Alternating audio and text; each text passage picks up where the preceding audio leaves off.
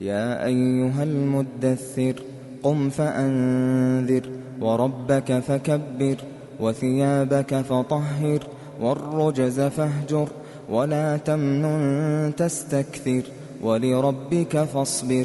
فإذا نقر في الناقور فذلك يومئذ يوم عسير على الكافرين غير يسير ذرني ومن خلقت وحيدا وجعلت له مالا ممدودا وبنين شهودا ومهدت له تمهيدا ثم يطمع أن أزيد كلا إنه كان لآياتنا عنيدا سأرهقه صعودا إنه فكر وقدر فقتل كيف قدر ثم قتل كيف قدر ثم نظر ثم عبس وبسر ثم أدبر واستكبر فقال إن هذا إلا سحر يؤثر إن هذا إلا قول البشر سأصليه سقر وما أدراك ما سقر لا تبقي ولا تذر لواحة للبشر عليها 19 وما جعلنا أصحاب النار إلا ملائكة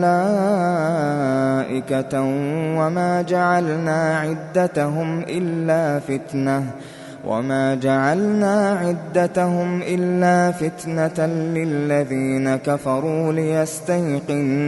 ليستيقن الذين أوتوا الكتاب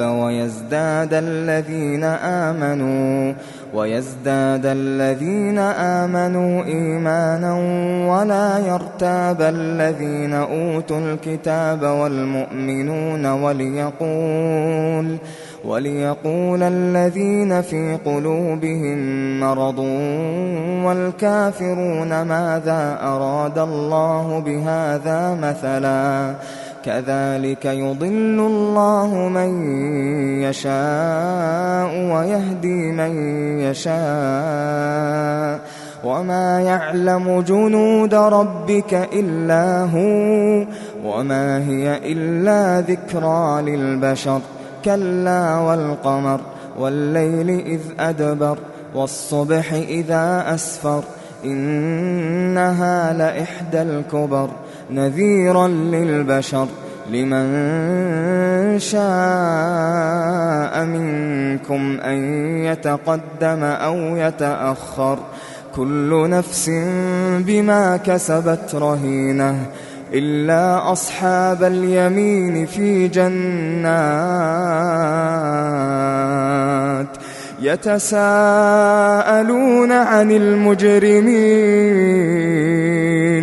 ما سلككم في سقر قالوا لم نك من المصلين ولم نك نطعم المسكين وكنا نخوض مع الخائضين وكنا نكذب بيوم الدين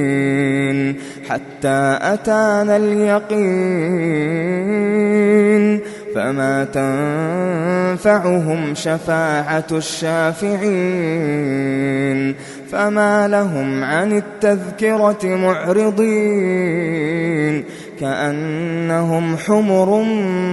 مستنفرة فرت من قسورة بل يريد كل امرئ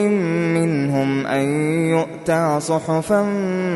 منشرة كلا بل لا يخافون الآخرة كلا إنه تذكرة فمن شاء